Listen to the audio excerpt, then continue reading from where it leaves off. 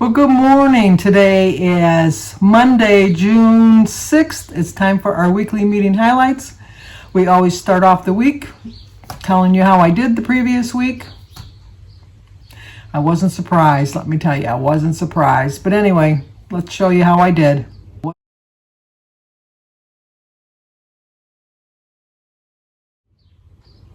Womp, womp, womp. I gained 2 pounds, which put me at 239. Getting back to that 240 mark. It's getting too close. 65.2. Total loss. I'm going to show you a picture that I shared yesterday on my channel. This was a shocker for me, but let me share the picture again.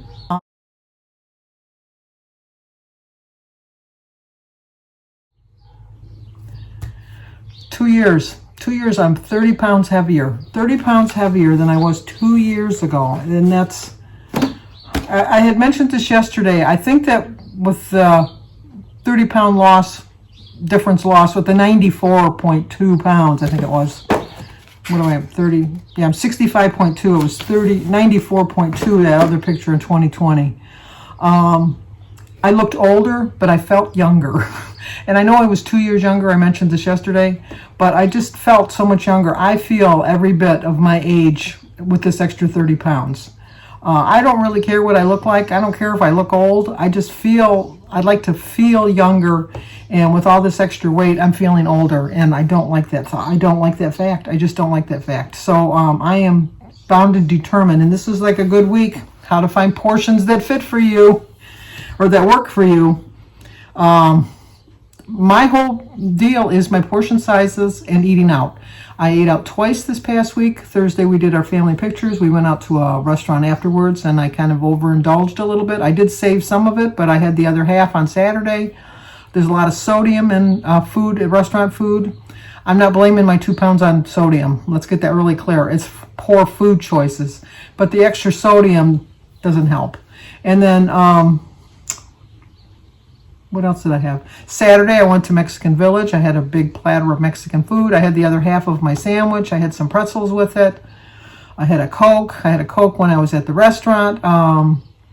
And during the week, I didn't really show my food that much. And so, therefore, my portion sizes were a little larger than they should have been. All in all, I own up to the fact that I did gain 2 pounds. I take full responsibility for that. And I'm determined now to get back on track. I have contacted a few people and they're getting back to me that I am going to start a collab on June 21st, I think it is. That a Tuesday? Today's what, the 6th, 13th, 20th, 21st. The first day of summer. And it's 5 healthy tips to have a healthy summer with some weight loss. I am not going to wait the 2 weeks before I get back on track, but it's going to definitely help me, and hopefully they'll have some tips for you. All your favorite channels will be on there. So I'm looking forward to seeing what other people's suggestions are, other than push away from the table, which I know that's what I need to do, and to have a better plan than I have been having. So anyway, it's how to find portions that work for you. We'll let you in on a secret. When it comes to filling your plate, there is no right amount of oatmeal, ice cream, or any other type of food. It's all about choosing portions that work for you. All the different plans have different point values depending on which ones you take. I've decided to try the diabetic program, which when I follow it does work for me. I eat entirely too much fruit. So now that I have to count the pointed fruits, it was helping me. This past week, I really kind of shied away from counting 100% my fruit. I counted some of my fruit, but not all of my fruit, and that showed on the scale. It did. But my old plan, oatmeal, was 0 points. This plan that I'm following, oatmeal, is 4 points. So it all tweaks, but it comes down to portion sizes, and that's exactly what we need to do. So try this, it tells you to do. Number 1, serve yourself. Scoop your usual amount of ice cream or other go-to food into a bowl. Okay, we don't want to do that. I understand why they're saying it, because number 2 is size it up. Measure how much you typically eat on a scale or a measuring cup. Check the personal points value then. by going to the WW app and putting it in. And then number 4, reflect and revise. Does that amount work with your budget? Cool. But if not, adjust yourself until you find your sweet spot. A half a cup is a serving of ice cream. And I don't, when I measure my own ice cream out, I don't measure out a half a cup. If I was to measure it and be true to this, I probably have 2 cups, if not more, of ice cream, because I usually put 3 scoops of ice cream in a bowl. That's a lot of ice cream. That is a lot of ice cream. And it's the same with my fruit. When I started measuring my fruit, I was amazed at how much fruit I was eating, because a cup of fruit, when I measured it out, a cup of berries was fine, but like a cup of raspberries is a lot of raspberries. But then I was also having a cup of strawberries, a cup of blackberries, I was having a banana, I was having a grapefruit. All of that added up to probably 10 or 12 points. Now I get 31 with the plan that I'm following, but taking 12 or 13 points for fruit at one meal, not including anything else that I'm having with that meal, is kind of ridiculous. And I realized that logically, but for some reason I wasn't following it, so I don't know.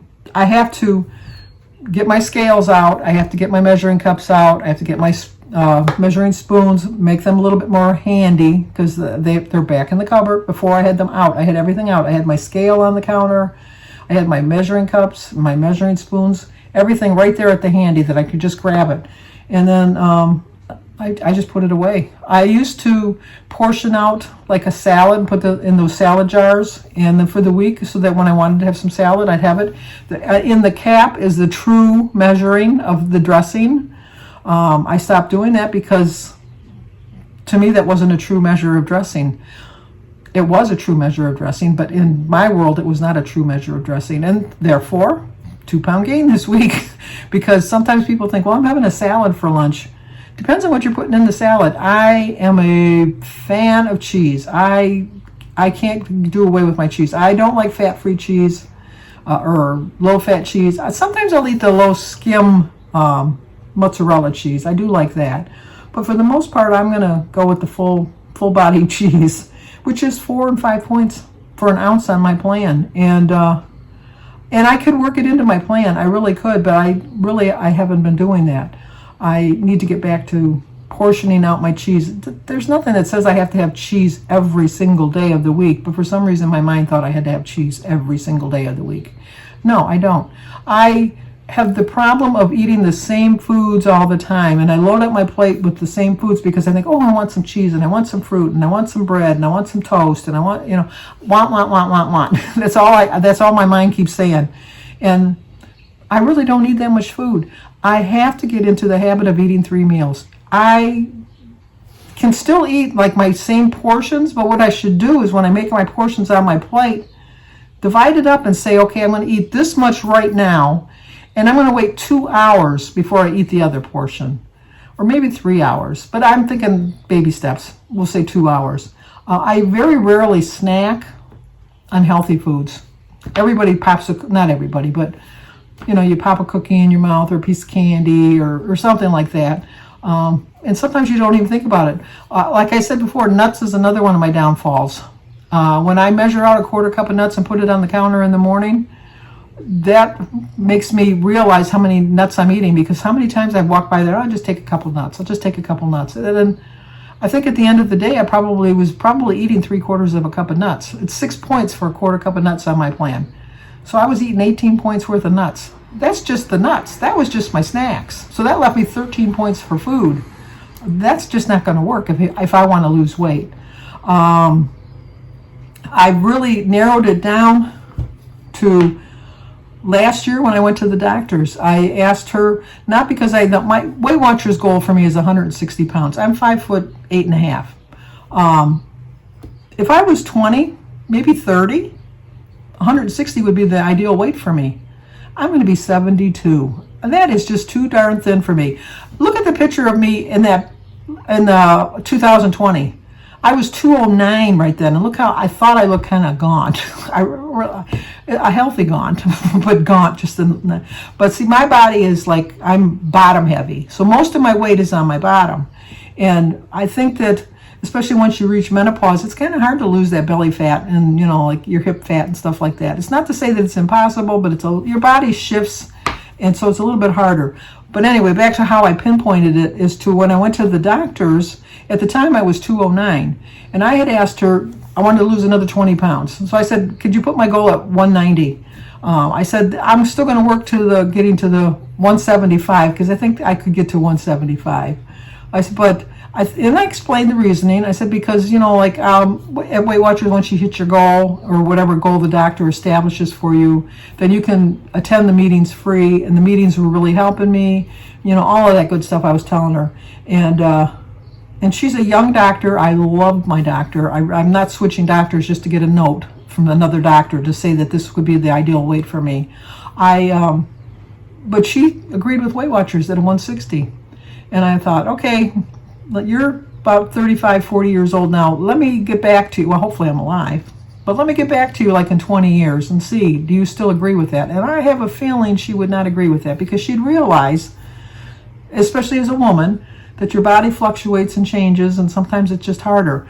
So I had the mindset then, well, I'm going to just enjoy my life now. I'm going to try to lose weight, but I'm going to just kind of eat what I want, because and I know that's a defeatist attitude, but that's how I felt. I'm never going to hit 160 pounds. And I can tell you right now, I'm never going to hit 160 pounds unless I get some kind of deathly illness.